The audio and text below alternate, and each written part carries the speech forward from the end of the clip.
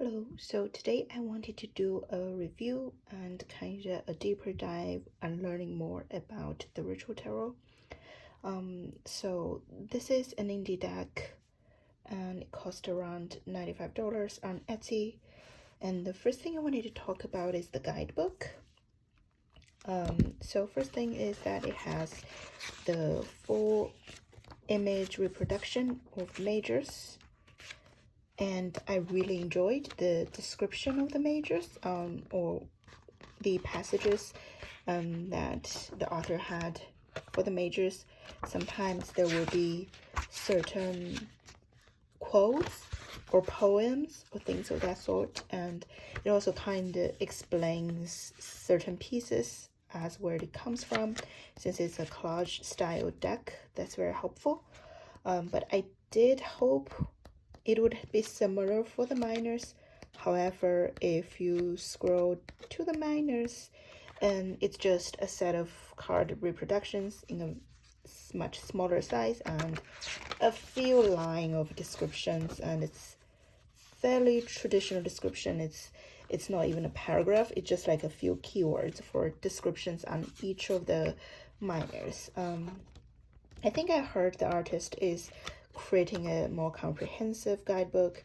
I would have hoped that in this guidebook, at least we would get a little paragraph of what is actually going on in the actual image.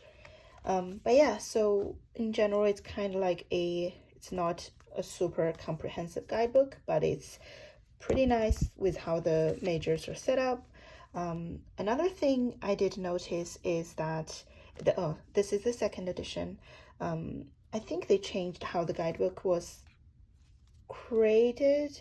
I think this one is called, I don't know the terms, like fully binded or something. But I just received it 2 weeks ago, but I did notice that there's already kind of wears and tears on the guidebook. I'm generally pretty careful with my books, but I don't know. I think the glues and stuff. Let me see if I can find certain pages if you guys can see it, but it's kind of like breaking apart here and there. But in general, it's a pretty nice book. It does what it says. It gives some jumping off point for the cards themselves. Now I wanted to talk about the cards. I definitely like the art style. And I think there's a lot of meat to be get out of, collage style deck. There's so many different parts put together. So I did wanted to kind of do a walkthrough or my interpretations and my impressions of the cards. I've been working with it, like I said, for around 2 weeks now, and I think I have a little better understanding of the structures and the personality of the deck. So I'll probably just do kind of walk through the decks and see each card and see what I think about them. And if you guys wanted to purchase this, you can take a look and decide for yourself. So the first one is the full card. I like this full card. I don't really have a lot to say. I like the butterfly switching, changing. I think from the guidebook, they were saying the central figure is the full, but for me, somehow, I think this figure is much more having the full energy, and especially he has an animal companion. It feels like he is jumping off into the world of full chaos and creativity here, because there are all kinds of creatures here waiting for him. I like the magician card. You can see a sense of confidence in this figure's face expression, and you can see his third eyes open, and there is a sense of creation here. I think there's like a little bit of a blend of as above and so below, because these are like earthy things and these are stars and I don't know, like sci-fi stuff. So it works for me as a magician. And I like this High Priestess.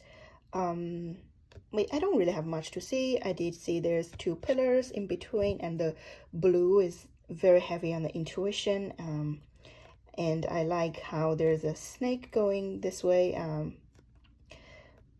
yeah, so it works. Oh, there's a moon as well, so it works for me, for High Priestess, for our deep connection with our inner intuition and magic, introspective, and all of that. And also, I think this part kind of represents the veil, the veiling concept in the High Priest card that I usually look for. And this is the Empress. It's, you can see the lushness of the Empress card. There's like the growth and the creation of earth, all kinds of creatures. I mean, not creatures, but all kinds of plants and lushness, or the trees. And there's a little cute unicorn in the corner. And then there's definitely, in the center, you can see this type of nourishing, nurturing concept that's behind Empress. And the Emperor, okay, so I like the color tone. I like the redness of the Emperor, like the ram that's being represented here. I think I do like how kind of like the Emperor just takes his space, sitting here, standing his ground. And this is the Hierophant. Interesting, because I see some people talking about harding to understand why this is the Hierophant. It doesn't really have a lot of traditional Hierophant symbolism that we look for here.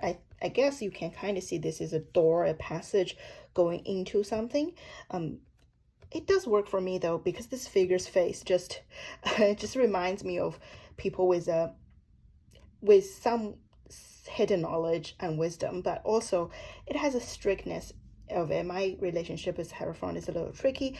I always think there is the hidden part of the dark part of the dogma behind it, and I think this figure kind of shows that authority, the mystery behind the Hierophant, and also the limitations or the restrictions from the Hierophant. So it works for me. It looks like a strict teacher kind of. This is a beautiful Lover's card. I love the sensuality and the sexuality being presented here. I like the figures here. I like kind of just like the whole layout of it. There is a strong sense of, I think, creation and like this rapture that comes out of passion. So the figures movement here, it really reminds me of like being taken over by passion, being taken over by this urge of merging. It could be like merge two concepts of yourself, shadow and light. It could be meeting another person. Either way, it works, and I think it's beautiful. This is the Chariot. So we have some symbolisms here and here. I think because I have spent some time with this deck, I can see the movement from this Chariot in a very interesting way, because we don't see a cart, we don't really see anything that moves. But I think the background was the red, the way the red background was laid out, where it kind of feels like it spins out. There is outward movement, like this masked figure is moving out of the deck, out of the card. So I do see that momentum of movement here. This is the Strength card. So it's interesting because I think this figure, she is protecting and training her wild side of her, which is this creature here. I like how this creature here is not like a traditional Strength card where we see it's a wild, large sized animal like a lion in the traditional presentations, but rather it's very fragile. It is quirky and weird and potentially dangerous, but it's small, and it looks like it's like a puppy or something. It's very fragile. So I like the concept behind this Strength card, where our wild side, or this inner passion, and this, people say like the shadow side of us, or the monster in us, or the actually, I personally believe is actually a very valuable part of us, which is the wild expression of us, the true authenticity, the the part of us that is part of our nature is actually needing protection and needing nurturing, and we should be feeding it with care and passion, and compassionate, and protecting it. So I like the concept here in the strength card as well. And this is the new last card in the second edition. It made me learn a lot about, I guess, just by the descriptions on the guidebook. It is represented the Babylon the Great. There is a lot of dark feminine energy behind this card. I appreciate that. I never really read with last card before, so I'm very interested in, and it hasn't came up in my, oh, actually, wait, it did. So one thing I did wanted to talk about it, because I did have experience with this last card. I was gonna say it never came up in my readings before, but it did. It came up as a indicator of strong sensual awareness. So when I'm having a strong physical sensation in pain, that's when it came up. So I think it is a connection between our sensual experience and our emotional experience and our soul experience. I really liked one the sentence in the guidebook. I think it says, deep knowing comes from deep feeling, or something of that line. So I think this card, and how it showed up for me, has been proven that concept, and I really like that, I enjoy that. This is the Hermit card. It's a beautiful Hermit card. I like how this figure's brain is kind of like wide open, even though he is just by himself, but there's like the whole cosmos knowledge being contemplated by him. Oh, and the guidebook talked about how this figure kind of merged in, because his shoulder part is actually part of nature, so he's merged in with the universe, one with the universe. I also like that concept here. So Hermit, another thing is, even though sometimes we go within, go along by ourselves, there's always that part of us that's always connected to the universe as a whole. This is the Wheel card. Oh, it's very, very obvious it's a Wheel card. One thing I have to say about the Wheel card is it's a little confusing between them and the Pentacles. I'll show you guys the Pentacle suits later, but it has this gold on gray and black background, and with this gold wheel, sometimes I kind of mistake it as a Pentacle suit. But yeah. And this is Justice. I like the motion in the Justice cards, because sometimes I think Justice shows up as, I'm really fed up with this. Like, it's not fair, right? In certain situations, we feel like we're being treated unfairly. We're in a situation we're being disadvantaged, or we are having advantage over others, and there's just like this moment of cut it off. Like, just see it as what it is, call it as what it is, and like cut it off. There is a I'm fed up with it, and this is the truth within this Justice card. Like, this is it. You either deal with it or you don't. I cut it off. I showed you exactly what it is, and we go from there. There's a power and honesty in this card. And this is the Hangman. I would liked if this figure is connected. I don't know why the choice made here that it's like half and half. I'm not sure, but I do like, one thing I do like is this person here being tied up here. I think this actually shows a strong sense of suspension, which I'm usually looking for in a Hangman card. Oh, of course, a switch of perspective here. Oh, also one thing I like, how this Hangman is like one eye open, one eye closed. So it's a suspension, which is also my experience with Hangman card. It's a suspension that's waiting to take a movement. So it's not really, it's a surrendering that is preparing for an opening. So it's not a unintentional suspension, just waiting in that's more like the moon energy for me, just waiting in the unknown. But the hangman energy is more like evaluating, taking different perspectives, and actually see different facts and gathering all that information and actually intentionally suspending yourself so that you can make a better choice afterwards, or so that you can move towards more expansion.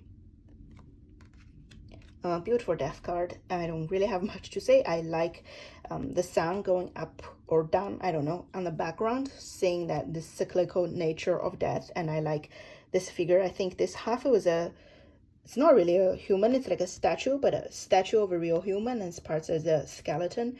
It's also this really, to me, shows the cyclical nature of death. This is also another thing I liked about the guidebook.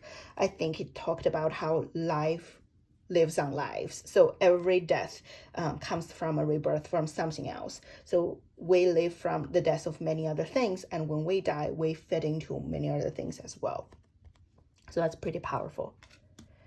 And this is the Temperance card. You can see it's kind of classic. There's an angel-ish figure and one leg on the land, one leg in the water, and trying to balance something out. She does not, I don't know, this figure does not have the movement of balancing things together, but I like the fact that because the background is blue, there's a lot of water energy, and then the heart is red. So, and also this part is like red and gold.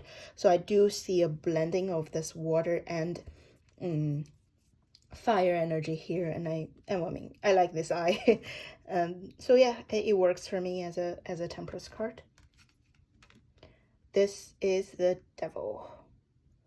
I don't really have much to say about this Devil card. It's very, I feel like it's very classic. A few different figures here, and the Devil's in the middle. I wonder.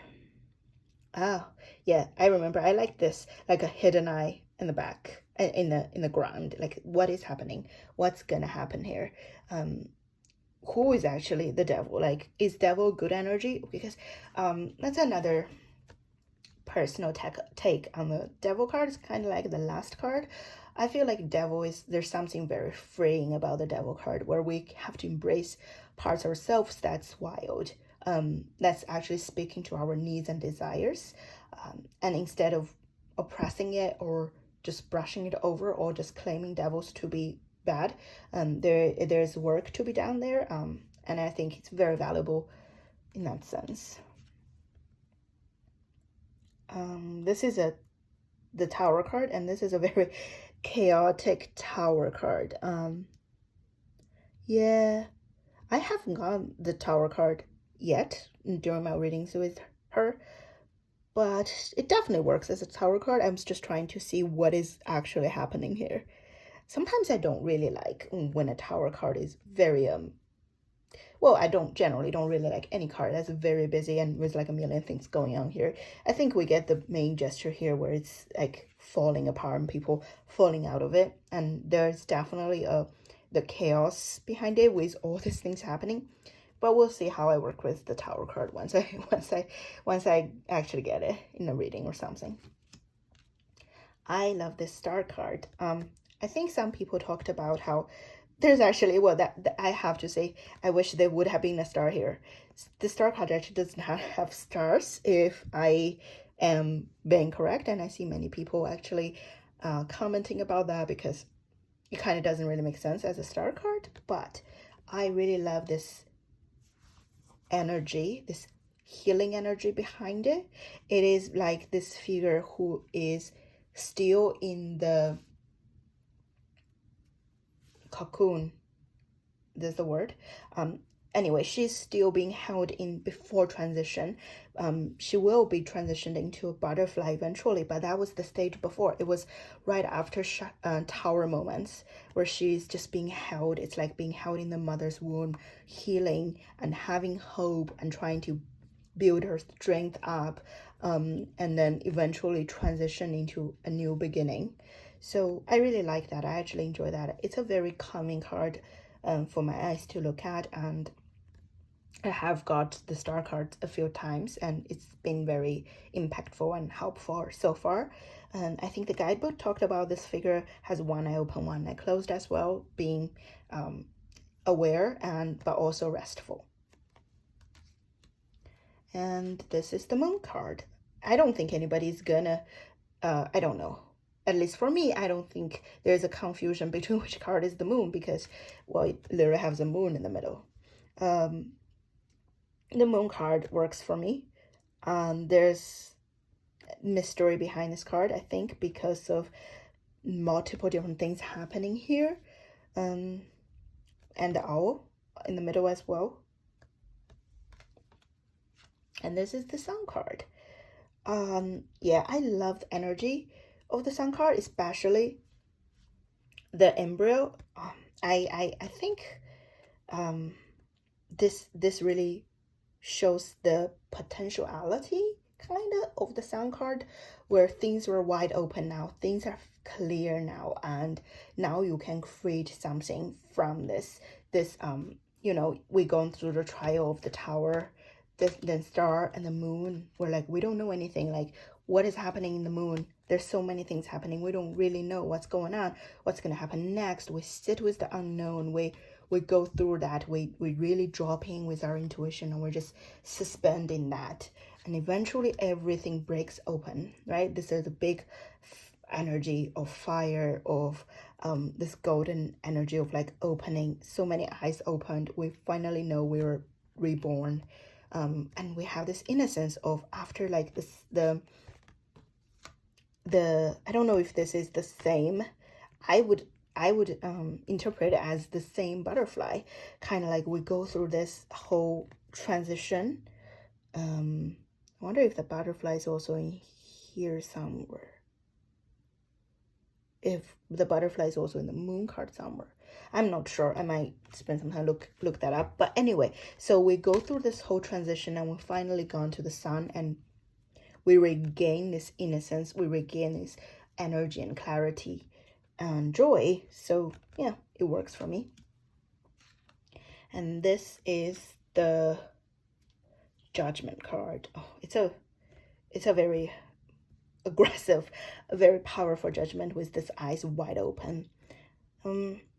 Yeah, I like seeing these, like people being, I don't know, like people being kind of carried away.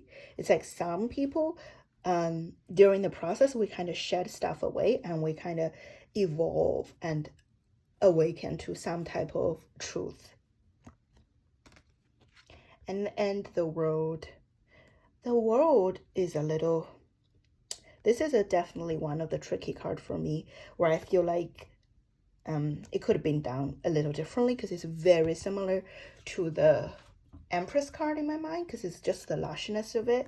I guess I can see like different parts of the earth or something like that, where it has this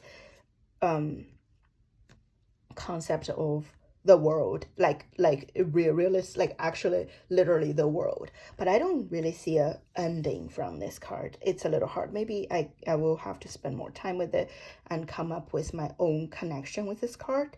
As of now, it doesn't really feel like a closure of such a journey, right? Like we wanted an ending of some sort. Okay, so those are the majors. And now we come to the sword suit. Ace of Sword, I don't really have much to say. A classic Ace of Sword, it works. Two of Sword, I like it. I think I have heard many people talking about how this figure is a little out of place, because all the other things are either art or statues, and this is somehow a real human. It doesn't really look like a real human to me, with like, you know, fangs and everything. It works for me. I like the concept of being restrained in Two of Swords, because we're trying to make a choice here. In my understanding of Two of Swords, we're trying to make a choice here, but we kind of feel restrained, but we also have to trust, really drop in where eyes don't work. So we have to really drop into our intuition, to our deeper inner wisdom and knowing, before we can make that choice. So it works for me. This is a very nice Three of Swords, and especially this person's sword towards her heart as well, because a lot of Three of Swords moments, there is the sword that we stabbed ourselves. There's might be guilt, might be reminiscing on the past, might be shame, pain, self-victimizing. There's a lot of things that can be unpacked from a Three of Swords card. So I really like this. Taking some responsibility, right? Sometimes heartbreak happens, but sometimes did you also add that last sword yourself? Four of Swords, Resting Angel. Nothing much to say. Works for me. Five of Swords.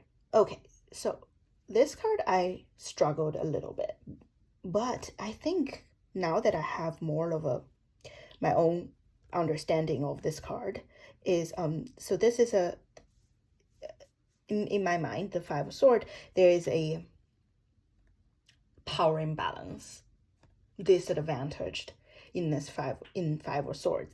And the way I look at this card is the fact that all the other swords has a handle and this one doesn't, right? It looks really nice, but it doesn't even have a handle. Like, compared to all the other swords, it's really disadvantaged.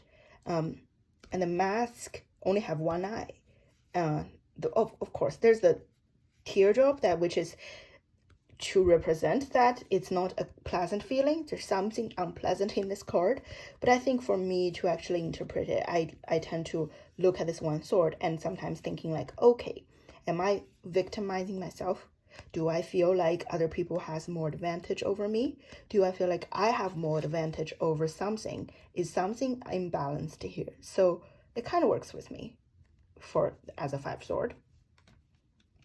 Six of Swords. So this kind of goes into like a pip-ish. I don't really work with pip card, but this one I interpreted, if for me, it looks like if I am the person sitting on the boat. In the traditional Rider-Waite-Smith card image. So basically, I am the person sitting in the boat. I am living now, right? From that person's perspective, well, there are multiple people's perspective, the swords were kind of like stabbed on the boat, and they are kind of in front of me in this. This is like a first person view of that Six of Swords card. That's how it works for me. So I can kind of see the passage. I do work with this passage, this movement. I'm taking the sword that works with me. I'm leaving the rest behind. I'm leaving this, the heart, the what am I trying to say? Not the failure, the defeat. Yes, I'm leaving all the past defeat and mistakes behind, and I'm moving on here. Okay, Seven of Swords.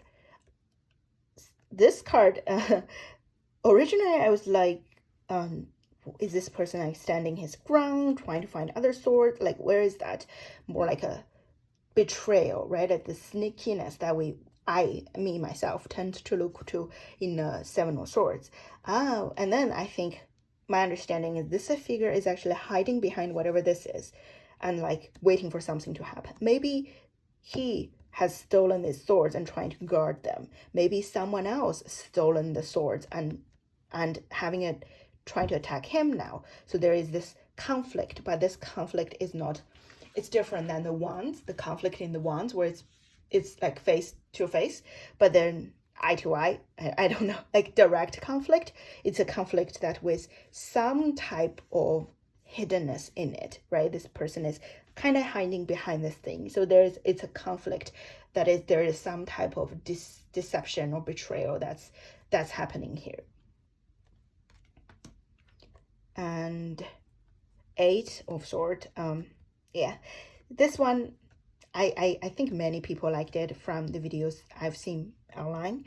I like it too. It's just really portrays how Eight of Swords could be, where you self-imprison yourself. It's kind of like the Three of Swords, but in a different perspective, right? Like we feel like we're trapped, even though there's so much openness, and none of the sword is actually limiting us from getting out.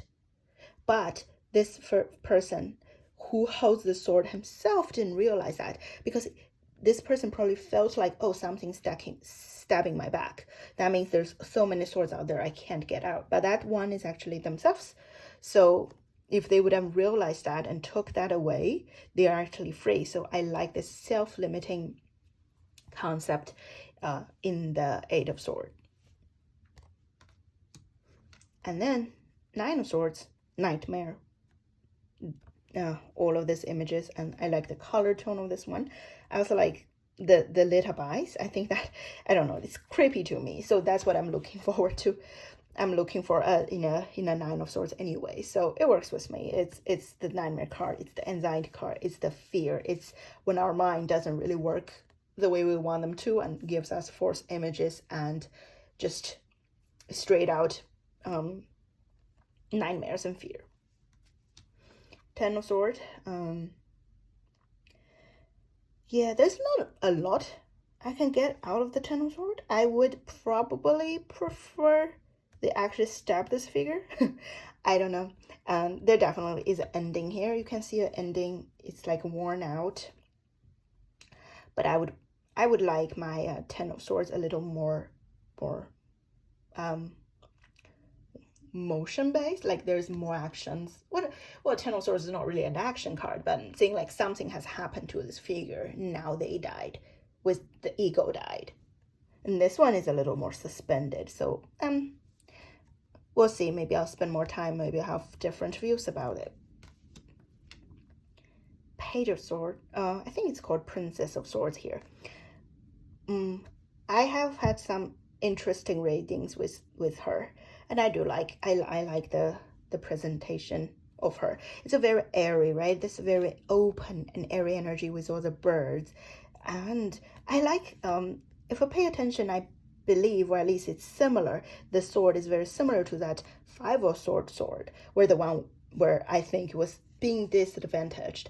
But it's like this learning, this like a new learner's perspective. She just picked up the sword that's not the most sophisticated, and she's like going on adventure here.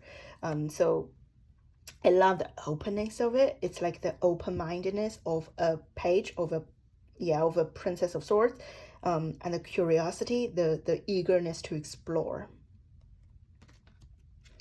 And then this one is Knight of Swords. This Knight of Swords is actually not like how I guess in like traditional Rider-Waite-Smith, where the Knight of Swords is very fast. You don't really see the fast movement here. It doesn't feel like it. It feels like he's really taking his time to think. It's a contemplation, right? From my readings with it, I feel like he is a knight that's very easily get trapped in his own mind. Overthinker, overanalyzer, very into intellectual challenges. Overcomplicate things when things doesn't have to be, but when things does, he gets right into the core of the matters. I love this Queen of Swords. It's just her demeanor, just how her kind of presents herself there, the sense of power, the sense of independence, the sense of like, I'm not taking anybody's bullshit, right? The sense of boundaries. I'm setting up the boundary for myself. I cut out any nonsense. I don't take any nonsense. I know exactly what the heart of the matter is, with the open third eye. Love her. I don't have much else to say. King of Swords.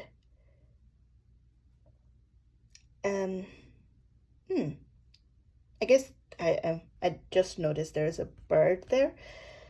Honestly, I struggle with a lot of the kings in the Ritual Tarot. I don't know. They don't seem to have a very strong personality as of now, to me. The only one I kind of like is probably King of Pentacles. But King of Swords, it kind of works. We kind of see this figure with a lot of intellectual knowledge, very collected, logical, powerful. Powerful, it's not like powerful in the sense of self, right? Grounded and powerful. Authoritative, but yeah. Okay, so now we're in the Pentacles. Ace of Pentacles, very beautiful. I like this Ace of Pentacles, and also I like the coin I like the texture and the colors.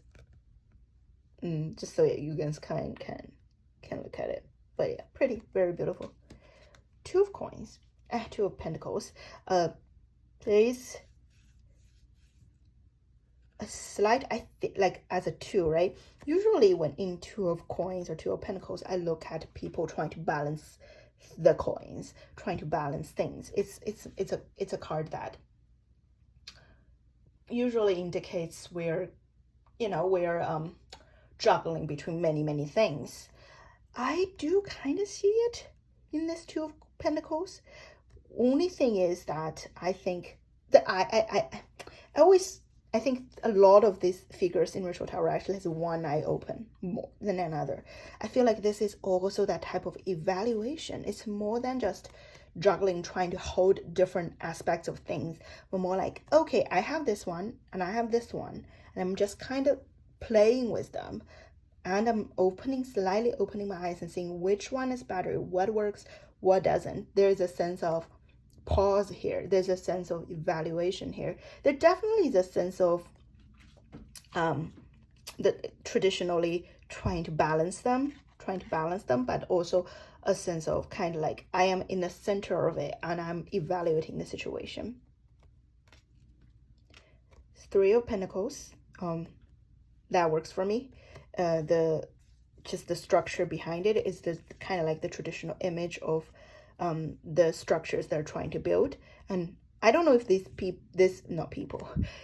figures are trying to build something together, which I felt in this card, or they were the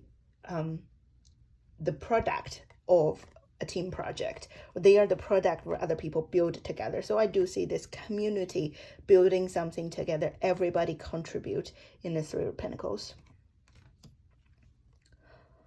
Four of Pentacles. Four of Pentacles, I actually today, it's my daily draw card today, and I spent some time with it. I spent some time with it before, and then I love this card.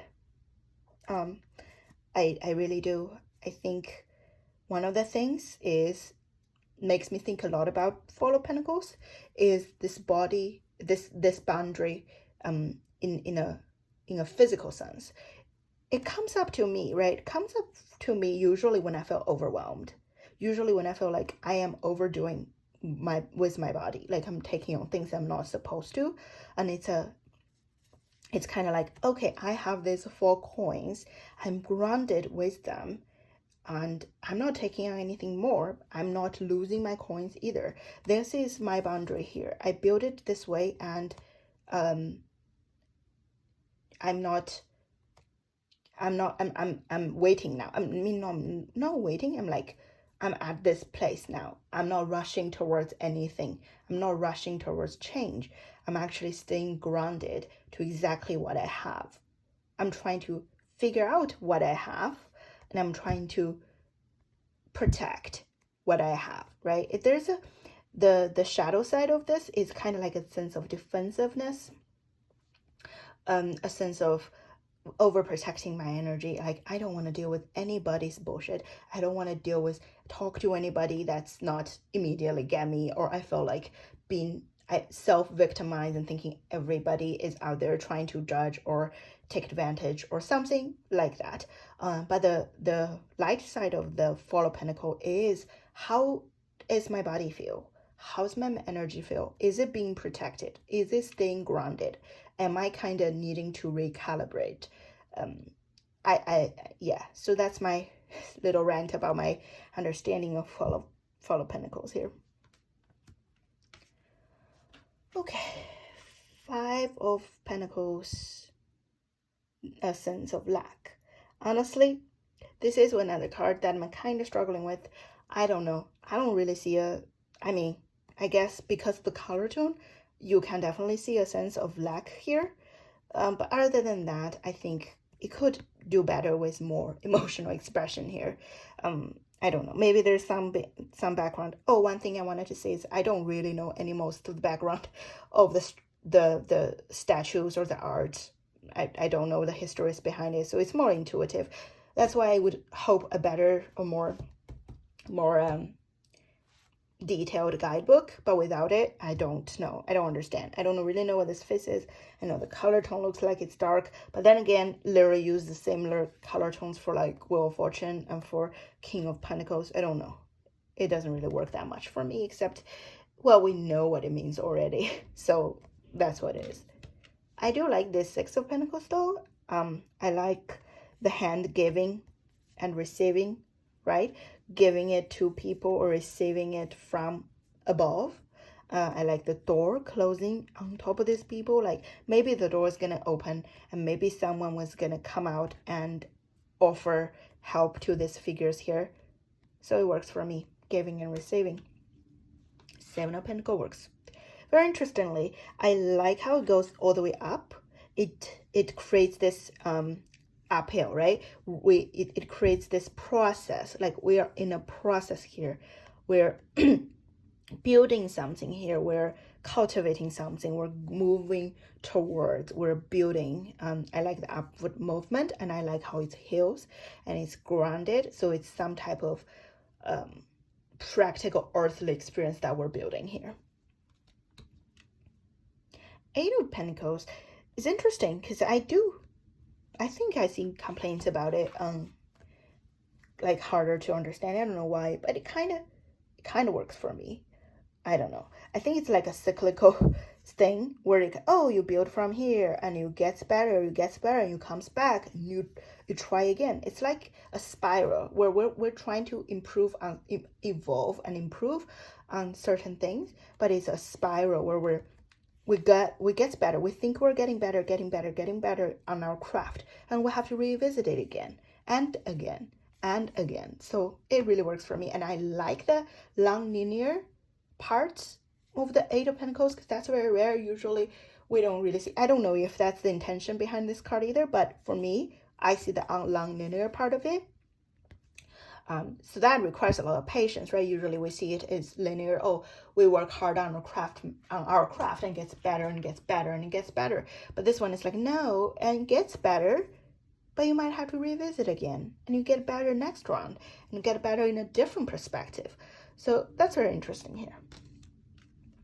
I like this Nine of Pentacles. It's very, I think the word I would give to her is like this fierceless independent. This is like she's so strong in her possession, in her independence, like her face. I just loved her face, and I also love like the gold around her. Like she earned all of that, and she's just claiming that energy, and she's so independent, powerful, and nurturing as well. And this is what I'm looking for in a Nine of Pentacles. So that works for me. Ten of Pentacles. Inheritage-ish. I can see that. I love the golden tone of it, and I don't really have a lot to say about it because I feel like it's very self-explanatory. I do appreciate it's not about family or like no, that it's not about family. It could be about family. I'm saying that the images is not like a family. I like the concept of you building your own castle, like you building your own, I don't know, kingdom. Or generationally, you're building kingdoms, putting stuff out there. That could be anything. That could be anything that's your legacy, right? I think there's a sense of getting legacy and building on top of it, or creating your own legacy, and I like that. Okay, now we're getting into the pages. Page of Pentacles is interesting. I like this page because it's like very earthy. It really just starting. It feels like he's literally under the dirt here. Like he's literally underground, growing, expanding. Knight works for me. Seems like a very practical knight with a lot of patience. And I'm sorry if it's like some type of famous statues and people that I don't really know. I really wish I would have had a better understanding of these, or a guidebook or something behind to understand stuff behind it. Wait, I just realized this is like a opposite image, huh? It's like upside down image of the earth. Well, anyway, I do appreciate all her pages because the deck is titleless. I appreciate all her, no, sorry, I just said it wrong. All her knights are having a horse somewhere to show that it's the knight. Anyway, this Knight of Pentacles works for me. Okay, another card I really struggle with. This is the Queen of Pentacles. I think I understand the earthiness and the groundedness of this Queen of Pentacles, and I understand this authority that comes from taking your own space, right? Taking up space and just don't care, like a tree doesn't care about if the tree is taking too much space on earth or anything like that. This type of natural groundedness I appreciate and I feel in this queen, but I definitely don't feel any nurturing. Like, I don't understand, like it doesn't feel nurturing. She does not feel nurturing to me when I usually see in a Queen of Pentacles. And now I love this King of Pentacles. Great. I don't really have much to say except that it's a very classic depiction of King of Pentacles, and it's beautiful with the gold on black and white. Okay, now we are in the cup suit. Ace of Cups, it works for me. It's kind of like putting the cosmos into the cup, like this new beginning, and we see it's like a new, I don't know if it's a new moon. Anyway, so it feels like you're putting the bird is putting the cosmos into the cups. Everything could happen here. Two of Cups works for me. The figures are very lovely together. Three of Cups, I actually like this Three of Cups. I think sometimes people say that there's no, like, I don't know, the sense of celebration, or maybe it's like closeness between the figures, but I like it because I feel like this Three of Cups, it definitely talks about the earthly realm, I mean, like practical realm of Three of Cups, where we celebrate with our friends and having the community for our emotional, like, nurturing and support. But I think in this one, it also talks about kind of like the spiritual tribe of it.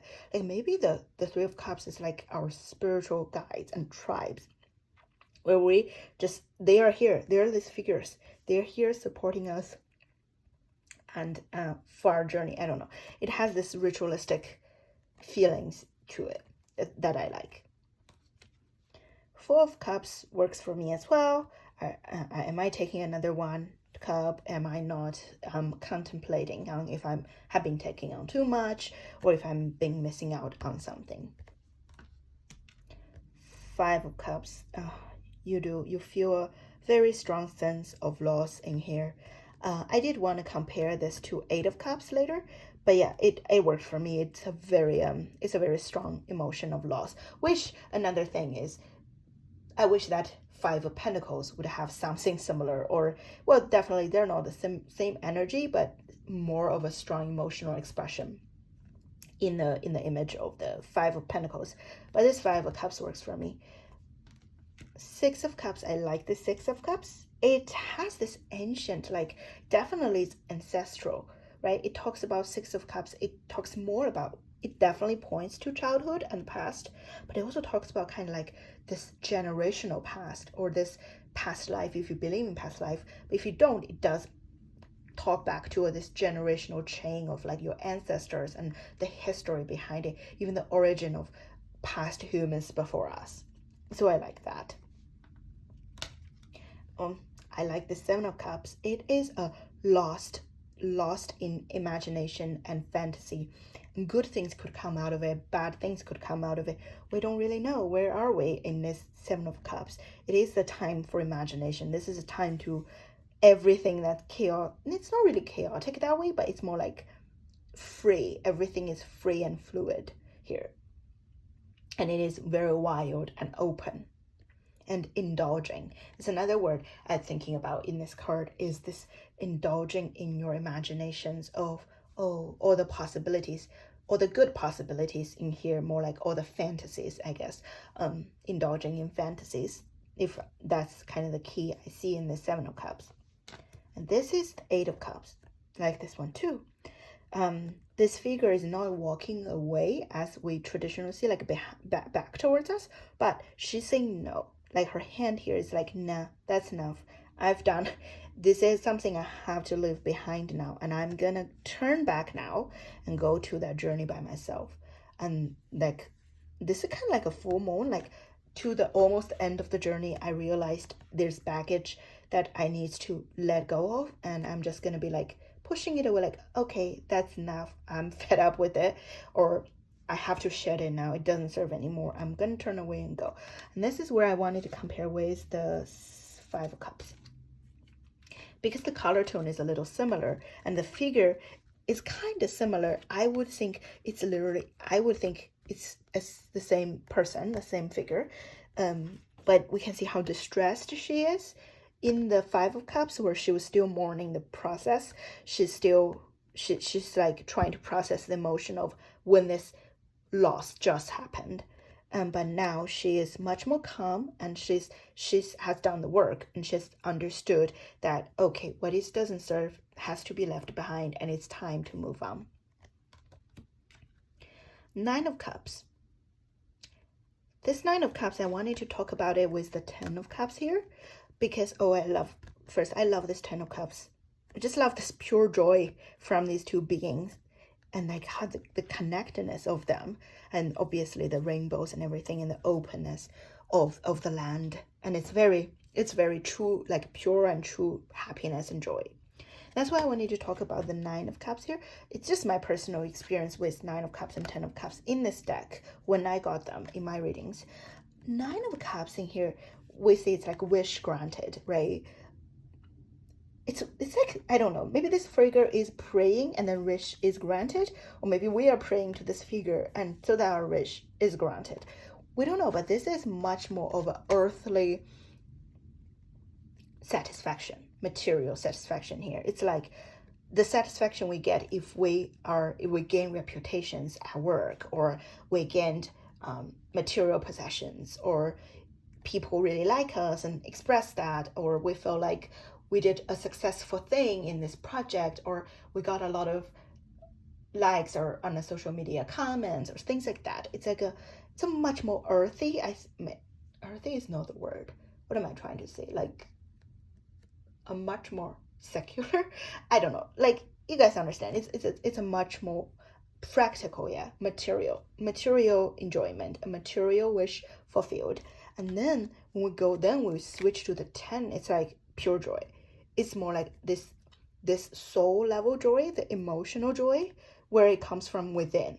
Like when we did something that we're meant to do, we come here to do. We've done a task that our heart really longing. We answered the call.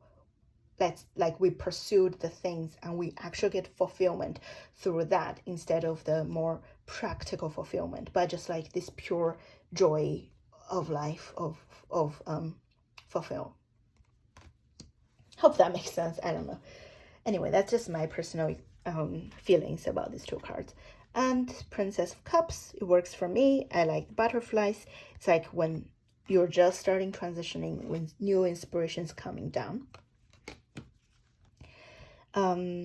This Knight of Cups, I worked with this card for a bit as well.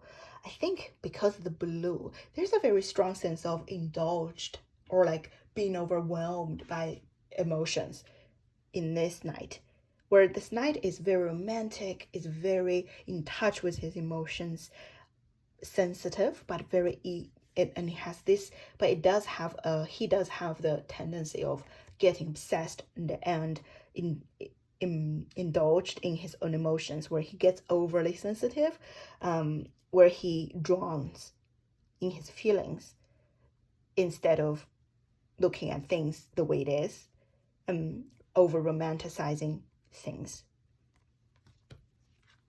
Queen of Cups works for me. It feels like a nurturing figure, and it is a sense of like, okay, so there's a butterfly. I think that's kind of like where the page or the princess eventually evolves into and change into the queen. And then I like how there's an eye open on the hand, in the back of the hand, and I think this figure has this sense of not just like nurturing like a mother, but also nurturing like a teacher, nurturing like a ruler. So there's a sense of understanding exactly your own intention here. So this queen asks us for a clear intention, like what do we really want? What is our heart's calling here? And there's a sense of authority in her that I sense and I feel in this card, where we are being asked to align with our heart's purpose. It's not really soft, it's nurturing, but it is a confronting nurturing. That's the word I would give to this card. And the King of Cups. Another king. Maybe I just struggle with like masculine energy. I don't know. It's probably just my personal issues here. But I never really connect with these kings that well. One thing I do like is I think this is a similar cosmos that we first came from the cups, Ace of Cups, and eventually that knowledge and that cosmos, the knowledge, the wisdom all comes back to this king, where he's kind of like the master of his emotions. He's the master of the heart, compassionate and emotionally balanced, authoritative. I don't know. I probably need to spend more time on these kings. It kind of confuses me sometimes. Okay, last suit. Wand. Ace of Wand. Nothing much to say. Pretty nice. Makes sense. It's a wand. Two of Wands. Then I want to talk about Two of Wands and Three of Wands. So Two of Wands is kind of like, in my opinion, the seeding period, the starting of something, right? And I like how, the figure in the Two of Wands is kind of like a normal person. Obviously, I love the fire behind it. So there's a hinted like the fire element behind it. It's a passion project or something of our actual heart's calling to do. So we just started on this journey. But we're just like a regular, it's more like a regular person face. But then when you go to Three of Wands, you have third eye open a little bit, and you have like a winking, like you have another eye open a little bit. So that's when we actually made progress. And in the Three of Wands, we kind of opened it up a little bit. We see more potentials. We are more clear on our road ahead here. So that's more expansive now compared to the Two of Wands, where it was more like a seeding phase. Four of Wands. Four of Wands is like interesting, like a celebration with the community. That's one thing I actually learned from this Four of Wands here. Probably just a few keywords from the guidebook as well. I think it's a little confusing because, again, I am sorry. I think I only know her. Is she Nana? I'm sorry. Maybe she's not even... I don't know what I'm talking about. I'm so sorry. I don't really know any of the figures, or as much of the figures. Most of them I don't know. I do see there's like... I don't know, like... what's it called?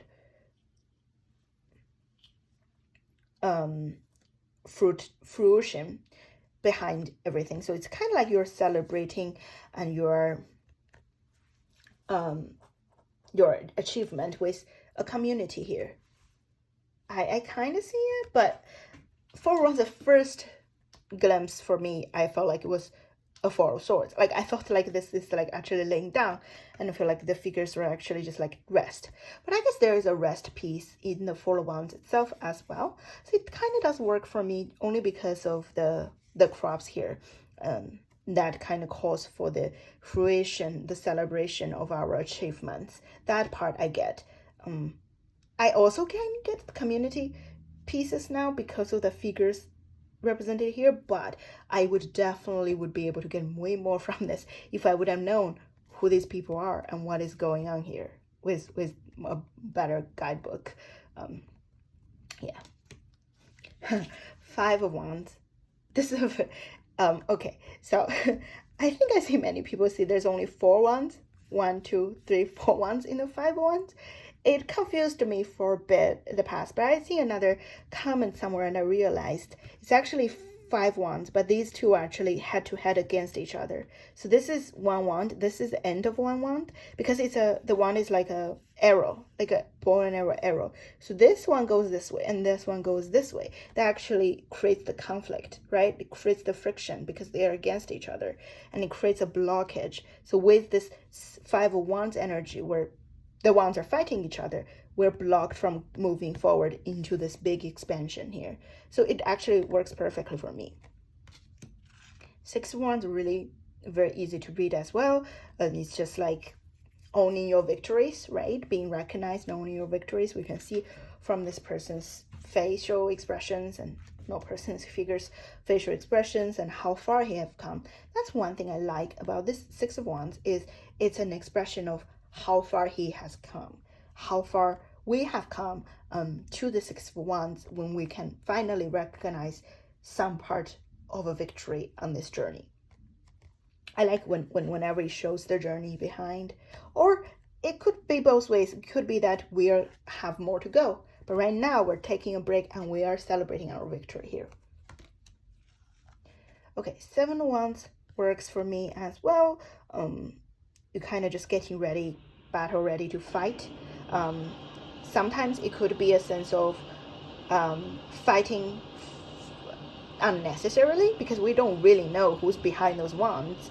But sometimes it's just kind of being defensive and battle ready. 8 of wands, classic depiction, and something's happening, a momentum, works for me.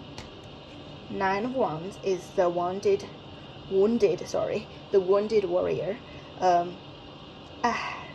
It's kind of like that 5 of pentacles. It works, but it's not very clear. It only works because of the color scheme, that we know it's a heavy card. But I don't know, maybe I just don't understand who this figure is. I'm sorry, maybe I'm just dumb. I really need a guidebook, always more details. Like, I don't know, like, this person doesn't seem wounded to me. Maybe there's a heaviness I can see from his hat that's built by, like, the things, like, this part I understand, right? I understand, like, maybe this figure has built so much. Like, he's built a castle for himself, he's built a kingdom for himself, and he's guarding it, and he's exhausted. So that way it works. But yeah, it took a little bit to get used to that, or get familiar with that. 10 of wands is just straight up, I think it's very similar. Is it very similar to what? Is it just like the 10 of wands in like Rider-Waite-Smith, but taking out the human? I'm not sure, but it works. But it's really pippy for me. It's a little too pip for me, but it works. I feel the tension at this part. I feel the tension and the overwhelm here. Okay. Ooh, last bit. We're finally at the last bit of the court suit in the wand suit. Okay, so this Princess of Wands works for me. There's a magic and passion, a starting flame, and we see butterflies again. So that shows like the young, the transition. Works for me. I love this Knight of Wands. This Knight was really nice. I love the passion behind this Knight of Wands, and I like how fiery it is, and I love that there is this compulsion and impulse behind this card, where sometimes when we're in the Knight of Wands moment, we are really losing control over our emotions and tempers and passion, right? Or super passionate, or we're angry, or something that's kind of making us impulsive here. So I love the depiction here. But I also love this is like there could be the brighter, the lighter part of it is like this pure passion towards something, this pure love, this pure pouring our heart out, our magic out towards something. And the Queen of Wands, beautiful. I don't know if the intention is for this to be the queen. I feel like this is my queen here. Very magical. It definitely works. And both of these figures face expression is very queenish for me. It's very confident, owning their powers and understanding their passion, their power behind it. And also it's like the Witch's card, so owning their magic as well. And I'm sorry, it's a King of Wands. I I understand it. It's a masculine figure with flames. I probably need to spend, again, another card I probably need to spend more time with. But I really did struggle with like what this even is. It doesn't even feel very kingish to me, because he's like, his eyes are like looking sideways. Like, it's not very decisive here, like what is going on. Like, he's not really sure with his, I don't know if he's not very sure with his position. I see our King of Wands like a natural leader, right? Sometimes if you go too far, there'll be like a cult leader of some sort. And him, it seems a little more indecisive here for me. But we'll work with it. We'll see. Give it a few more months, see how I feel about it. And that's it. That's my really long rant. I don't think anybody's gonna watch it to the end or even watch it in the beginning, but that's my very long rant walk through or dive deeper into the Ritual Tarot, and hopefully you enjoyed it. And I think I like this deck, and I've been closely working with it on daily draws and journaling about it every day, and I'm still trying to learn more about it. It's definitely an intuitive deck, and I think we can get a lot out of it, and I appreciate having this in my collection. But yeah, that's all I have to say, and we'll see you next time.